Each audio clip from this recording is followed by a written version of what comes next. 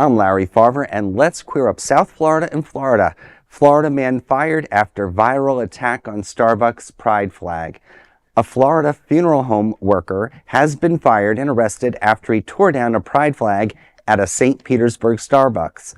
Tucker Alden Kemp, 31, confronted the store manager last month, insisting the pride flag be replaced with an American flag because the rainbow was, quote, offensive to him, end quote. When the manager refused, the arrest affidavit says, quote, Kemp decided to take matters into his own hands, end quote. The Smoking Gun reports that he threw tea at the flag, ripped it from the wall, and tossed it in the trash, causing an estimated $210 in damage. Kemp was arrested on a charge of criminal mischief. He was subsequently dismissed from Dignity Memorial, where he'd worked for more than a decade. Well, what can we say? He is who he is. I'm sure he's not welcome back. But I give Starbucks a lot of credit for having the flag up still in these days where we're hearing about flags being taken down, or there's political pressure to do so with otherwise fear of retaliation. That's right. So we have to applaud, I think, Starbucks and other businesses that hold the ground. It's still in their policy. I was reading that police report as it was up on the screen, just the little fine print, and it says that the manager, because it's closer to us, the magic. It says that the manager stated that it's Starbucks policy to have the pride flag up and that it was not to be replaced by another flag because it's simply just policy. So the fact that that is still in place is nice to hear. I've actually been to that Starbucks in St. Pete before. I hear you. I won't applaud Starbucks due to the sheer number of labor violations they're dealing with and how they're asking us to actually avoid Starbucks during their strike.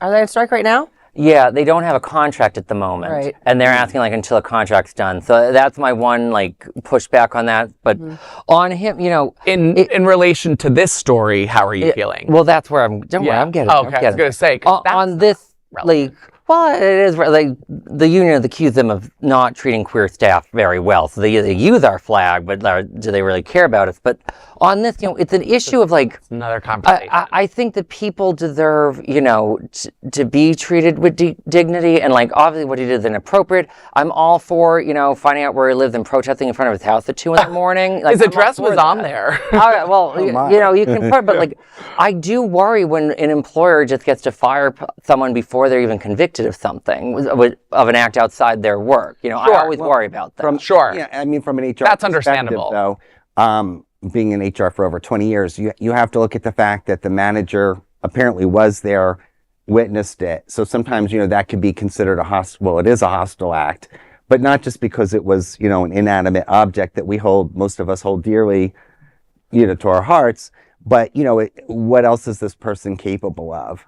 And it was property damage, they said. So it was $210. And probably you look at the pride flag I've ever heard. Well, I don't know where they got it. And you look at the industries. I mean, while he was not in his place of business, a funeral home where you expect to go and be treated with dignity, which I think was the name of the Yeah, exactly. Ironically, you have to sort of wonder what he might be capable of in the future, being in the role that he's in. So, and the deeper conversation is, what was his name? Tucker? Is that his name? He was, why is the pride flag so triggering to you? Let's dig a little deeper. And the lighter side beyond, of things, usually when a story starts with Florida man does, that's right. It can go a lot deeper than that. That's right. That's a whole other other show, to be fair. Florida man. Yeah, we could do 45 minutes on that.